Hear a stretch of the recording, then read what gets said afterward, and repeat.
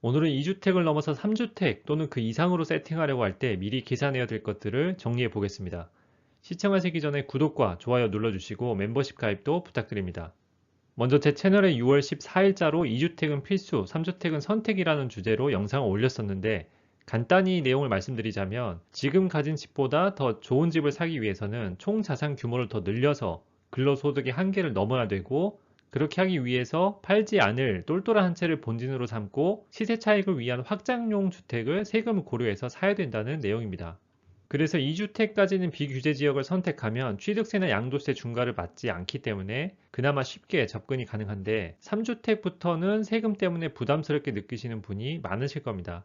실제로 세금이 많이 늘어나는데 각 세금별로 어떻게 늘어나는지 한번 보겠습니다. 먼저 취득세를 보면 3주택을 사는 순간 규제지역은 12%, 비규제지역은 8%의 세율이 나옵니다.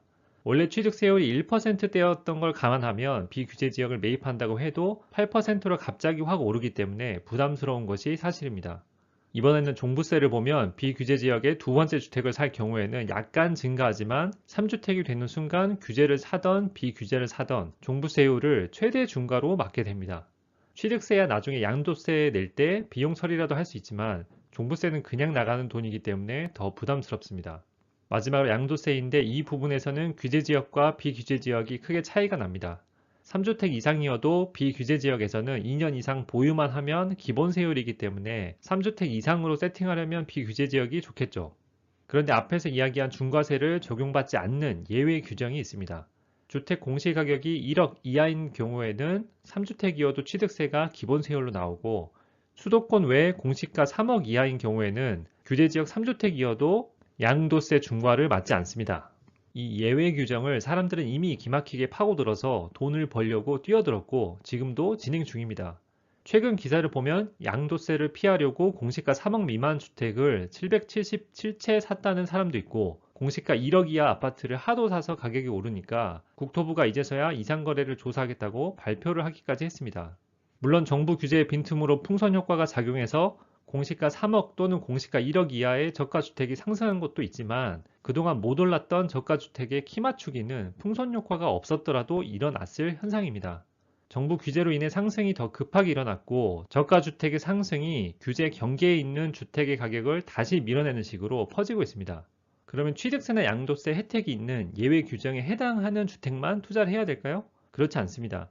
세금을 아끼는 절세 전략도 중요하지만 더 중요한 건 상승 여력이 높은 아파트를 찾아내는 일이고 기대 수익이 내야 될 세금에 비해 훨씬 크다면 세금을 많이 내더라도 사는 게 맞는 거겠죠.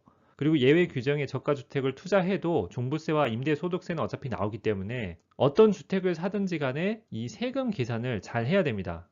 취득과 보유에 들어가는 세금이 이렇게 네 가지가 있는데 이 비용들을 대략적으로라도 따져서 얼마가 올라야 흑자인지를 봐야겠죠. 각 세금 항목에 대해서 어떻게 쉽게 계산할 수 있는지 계산 과정을 보여드릴 텐데 예시를 들어야 더 와닿기 때문에 예시용 포트폴리오를 가상으로 구성해 보도록 하겠습니다.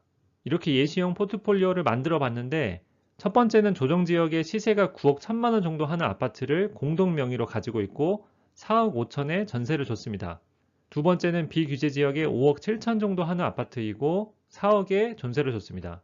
이 상태에서 세 번째 비규제 지역에 있는 3억 2천짜리 아파트를 갭 6천으로 산다고 하면 세금이 얼마나 나오는지 보겠습니다. 먼저 취득세 계산은 부동산 계산기 사이트에서 진행하겠습니다. 검색 사이트에서 부동산 계산기로 검색하면 이 사이트가 나오고 부동산 관련 계산을 쉽게 할 수가 있습니다. 여기서 3주택을 선택하고 취득가액에 3억 2천 그리고 시가 표준액의 공시가격인 1억 7천을 입력하고 계산 버튼을 누르면 됩니다. 그러면 결과가 이렇게 바로 나오는데 3주택이라 취득세 8%가 적용돼서 2,688만 원이 나왔습니다. 첫 번째나 두 번째 주택으로 샀으면 352만 원이 나오지만 3주택 취득세 중과로 2,688만 원으로 늘었습니다. 취득세 때문에 초기 투자금이 커지긴 하지만 나중에 양도세 낼 때 비용 처리가 되기 때문에 어느 정도 다시 돌려받는다고 보시면 됩니다.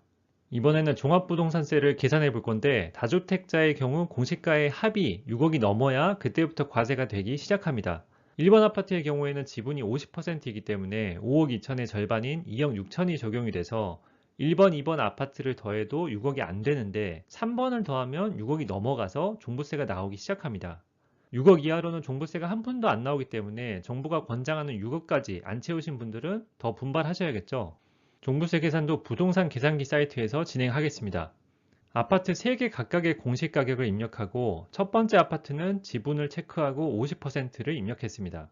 결과가 이렇게 바로 나오는데 종부세만 보면 131만 원 정도가 더 나오게 되고 재산세가 140만 원 정도 돼서 총합 272만 원이 보유세로 나오게 됩니다. 원래 내야 될 재산세에서 130만 원 정도가 더 나오는 거니까 생각보다 큰 부담은 아닙니다. 하지만 공시가가 내년이 2022년에 평균 20%가 오른다면 종부세가 130만 원에서 300만 원으로 오르고 거기에 2023년에 다시 20%가 오른다면 종부세가 550만 원이 됩니다. 그래서 투자 기간을 2년으로 잡고 2022년, 2023년분 종부세를 더하면 850만 원 정도를 예상할 수 있습니다.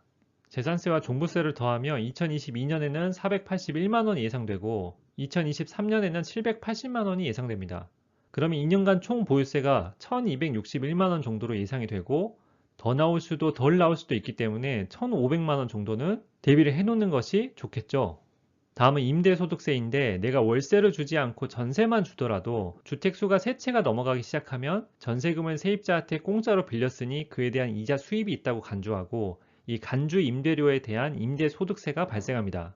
그러면 간주 임대료를 계산하기 위해 총 전세금이 얼마인지 보겠습니다. 1번 아파트는 공동명의니까 전세금의 절반만 더하고 2번, 3번 아파트의 전세금 전부를 더하면 총 8억 8,500만 원이 나옵니다. 주택임대소득세 메뉴로 들어와서 보증금 항목에 총 전세금 8억 8,500을 입력하고 계산 버튼을 누릅니다. 계산 결과를 보면 간주임대료가 737만 원이 나왔는데 1년간 737만 원의 소득이 있다고 보는 겁니다. 그 소득에 대한 임대소득세가 24만 원 정도가 나왔는데 금액 자체가 다른 세금에 비해서는 매우 작습니다. 마지막으로 건보료인데 건보료 계산에는 주택 공시가격의 과세 표준액과 임대소득세를 계산할 때 산정된 간주 임대료를 사용합니다. 공시가격의 총합을 계산하면 1번 아파트는 공동명의니까 절반만 더하고 2번, 3번 아파트를 전부 더하면 총 7억 1천만 원이 나옵니다. 총 공시가격 7억 1천만 원의 60%가 과세 표준액이 되는데 그렇게 4억 2,600만 원이 산정됩니다. 그리고 간주 임대료는 앞에서 임대소득세를 계산할 때 737만 원이 나왔었죠. 그 다음에 국민건강보험 사이트에 있는 4대 보험료 계산기를 활용하면 되는데 크게 지역가입자와 직장가입자가 있기 때문에 본인 상황에 맞게 입력을 하면 됩니다.